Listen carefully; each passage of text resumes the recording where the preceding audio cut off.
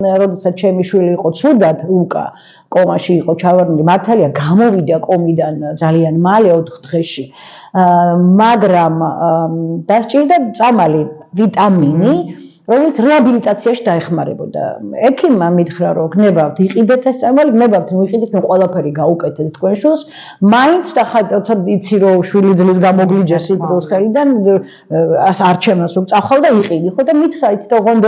ძალიან მორიდებით მითხრა ამ კაცი იცით ოღონდ შავ აფთიაქში უნდა წახვიდეო აი დღემდე ურო დამარტყა თავში მეთქი შავი აფთიაქი საქართველოში არსებობს კომუნისტების პერიოდში ჩაშკას და შავი აფთიაქი მეთქი რა არის ოღონდ ეს შეშფოთება იყო დღემდე გამომყვა და ჩემ დაჭირათ 2 დღის წინ დავდე სტატუსი რომ თურმე მეთქი აი ჩემი შვილი რომ ცუდად იყო თქო თურმე შავი აფთიაქი და მეთქი წავედი მართლა წავედი და ღმერთო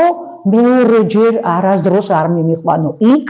აი ფასერზე ალაპარაკი ძალიან იაფია ყველაფერი მე ძალიან იაფი დამიჯდა 5 ლარი ღირდა ამპულა თუ რაღაცა მართალი არ დაჭირდა და მე კლინიკას დაუტოვა ეს ის არა ქვია იმიტომ არ დაჭირდა ამ ადამიანს გამოვიდა თავისით ნახეთ თავში და აქიმების წყალობით ნახე შევედი რაღაცა სარდაფში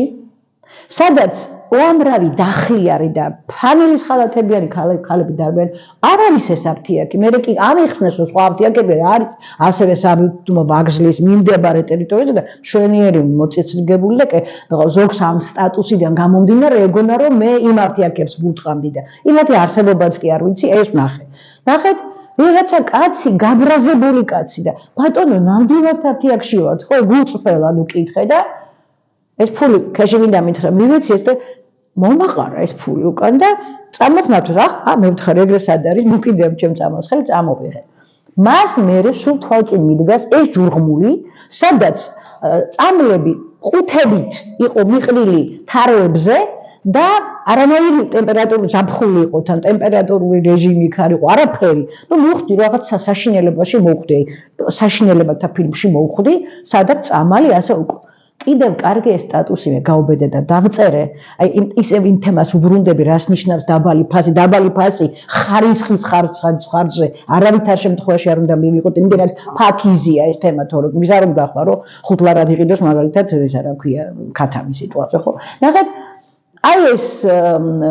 ესეთი ზედახორა წამლების ტემპერატურული რეჟიმის დარღვევით და ყველაფრით და ფასი იაფი მიხსნიან რომ ეს არის ერთადერთი ხსნა საქართველოში რომ აი კიდე კარგი ეს აფთიაქი არსებობს აი გავგიჟდი მართლა ამ ლუხტით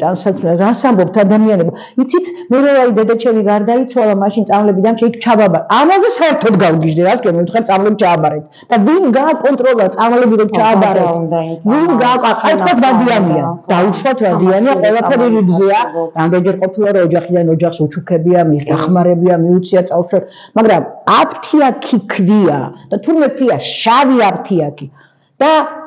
წამოვიდა მეორე ტერმინი დეფიციტი ისო ფასებს უბრუნდებით ყველა დაარღვევი ამ მაგალითს წამლის დეფიციტი 21 საუკუნეში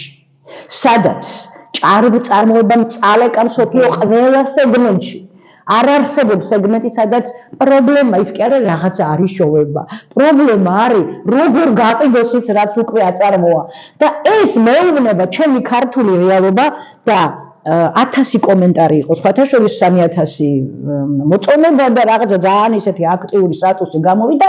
აქედან ერთი 100 ადამიანის დაბლოკვა მომიწია იმიტომ რომ უშვერი სიტყვებით ლანძღავდნენ ერთმა ძალიან მოწესრიგებული ტექსტის ავტორმა დამიწერა კარგიაო შენი შვილი რომ გადაარჩინო კიდე რომ დაგჭირდეს და მე ვთხარ წევლით ქალბატონო აი ნახეთ აი ასეთ სრულ პროფანაციას სრულ გაუგებრობას იწვევს ისევ რომ დაუბრუნდეთ ახლა ფასების თემა თუ მე ჩემი სახელმწიფო პირდება იმას რომ დაწევს ფასს ხარისხის გაფუჭების არ მინდა მირჩევნია ჭამო 100 გრამი კარაქი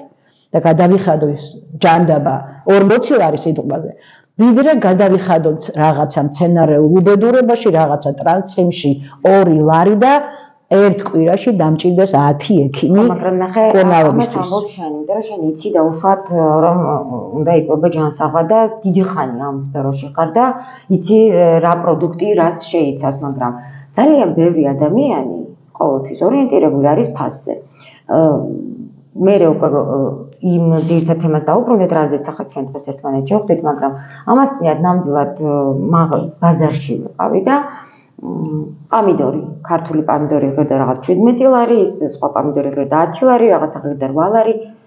და 8 ლარიანი პამიდორს მოვკიდე ხელი და ამ კაცმა მითხრა, რომ შენ ის არა ხარო, რომ გამოენთები ხოლმეო და ამბობ შეიძინე ქართული შეიძინე. რატო არ შეიძინე ქართულიო და მოთხარი, მე იმხელა ფასი აქვს, ვერ შევიძინე და ჩემსავით არის საზოგადოების დიდი ნაწილი, რომლებიც არ მესმის კეთი, განა არ მესმის, რომ გაჭირვების ფონია, გაჭირვებაა და ამიტომ ჩვენ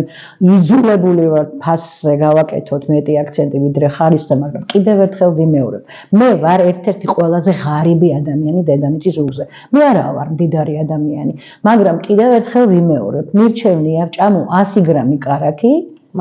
და ბატონო, ვიდრე ვჭამო ის ტრანსხილი, რომელიც ღირს 2 ლარი და მე 200 ლარს დავხარჯავ ექიმებში. თუმცა აქაც სხვა პრობლემასთან მივედით, ნახეთ, თუ შემოტანილი საქონელი უფრო იაფია ვიდრე ქართული. ესე იგი, ქართულ გლეხს უჭირს